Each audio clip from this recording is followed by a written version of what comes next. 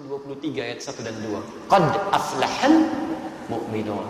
Orang-orang yang imannya benar pasti menggenggam kesuksesan dan kebahagiaan. Siapa orang-orang ini? Ayat 2-nya. Ternyata mereka memulai dengan salatnya. Alladzina hum fi salatihim khashi'un. Yaitu orang yang bisa khusyuk dalam salatnya. A'udzu billahi minasy syaithanir rajim. Bismillahirrahmanirrahim. Nanti tolong jadikan ini sebagai ukuran benar tidaknya salat kita sampai zuhur. Jangan-jangan tiap hari antum salat, tapi menurut Al-Quran ada yang belum tepat dalam salatnya. 2, orang yang salatnya benar dijamin langsung oleh Al-Quran akan dijadikan orang yang baik dalam kehidupan. Singkatnya, orang salat pasti jadi orang baik, sifat dan sikapnya baik. Dalilnya di Quran surah ke-29 Al-Ankabut ayat 45. Perhatikan kalimatnya, kita hafal insyaallah. Innas salata tanha 'anil fahsya'i wal munkar. Sekarang perhatikan cara menerjemahkan dengan baik. Innas salat, sungguh salat yang dikerjakan dengan benar itu. Teman-teman perhatikan ya, di sini ada alif lamnya. Beda antara kalimat menggunakan alif lam ma'rifah dengan yang tidak menggunakan alif lam nakirah. Kalau tidak pakai alif lam itu umum bentuknya, bebas, tidak ada aturan spesifik. Jadi kalau kalimat Qur'annya inna shalah, maka Anda bebas menunaikannya.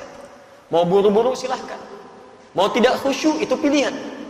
Tapi kalau kalimatnya menggunakan alif lam inna shalah, maka itu ma'rifah khusus, ada aturannya, ada ketentuannya, nggak bisa sembarangan, nggak bisa. Seperti artikel the dalam bahasa Arab, dalam bahasa Inggris, maaf, car, banyak itu mobil, the car yang itu, bukan yang lain.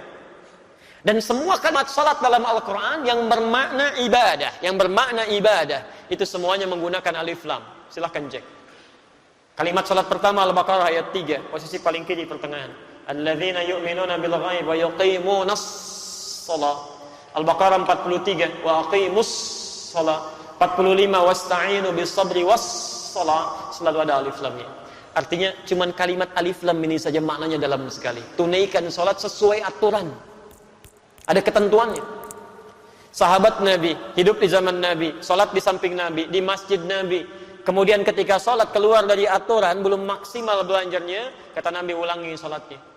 Di sahabat saja diminta diulang, apalagi yang bukan sahabat, jauh dari Nabi, bukan tetangga Nabi, hidup bukan di zaman Nabi, salatnya bukan di masjid Nabi. Merasa aman dengan salatnya itu mustahil. Nah sekarang kalau Anda benar menunaikan salatnya, lihat kalimatnya. Maka salat yang dikerjakan itu tanha 'anil fahsya'i wal munkar. Dia akan mencegah pelakunya dari 2 sumber keburukan. Mohon maaf, kalau ada orang buruk, itu sebabnya cuma 2. Orang yang sifat dan sikapnya buruk cuma 2 sumbernya, tidak ada yang ketiga.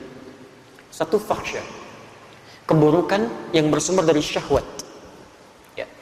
Kata-kata jorok, kotor, pornografi, porno aksi, itu fahsya. Jadi mustahil kalau ada orang sholat, maaf, lisannya masih bisa berkata-kata kotor, itu mustahil.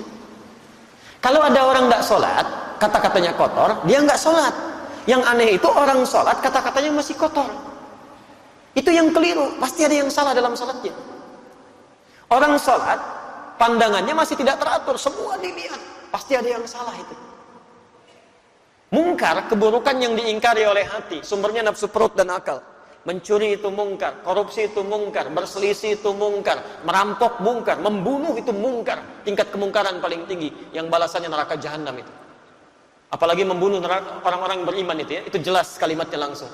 Ya Quran surah ke-4 An-Nisa ayat 93, posisi paling kanan di pertengahan. Hati-hati. Ya.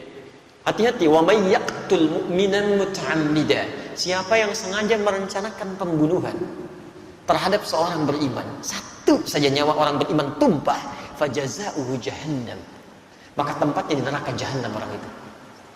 Wa ghadiballahu alaihi, Allah murka pada orang itu. Wa la'anahu, dan dilaknat oleh Allah. Wa 'adda lahu 'adzaban 'azima, dan disediakan siksa yang berlipat. Bahkan orang-orang semacam ini, maaf, pernah dengar masuk surga tanpa hisab? Nah, orang-orang semacam ini masuk neraka tanpa hisab. Ada di Quran surah 18 ayat 100 sampai 101, posisi paling kiri di pertengahan di atas. Hati-hati. Wa aradna jahannama yaumal qiyamah, wa aradna jahannama yauma idzin lil kafirina arba. pada hari kiamat nanti kami akan tampilkan neraka jahanam sejelas-jelasnya pada orang ingkar, sejelas-jelasnya. Kalau dalam bahasa kita, itu kan ada orang sibuk nanti memikirkan kitabnya. Ada yang terima tangan kanan, ada yang di belakang punggungnya. Tiba-tiba ada orang-orang yang Allahu Akbar. Kita di mana ya? Kita di mana nanti kitabnya? Allah sampaikan, wa aradna jahannama yawma idzinil kafirina arba. Kamu gak usah banyak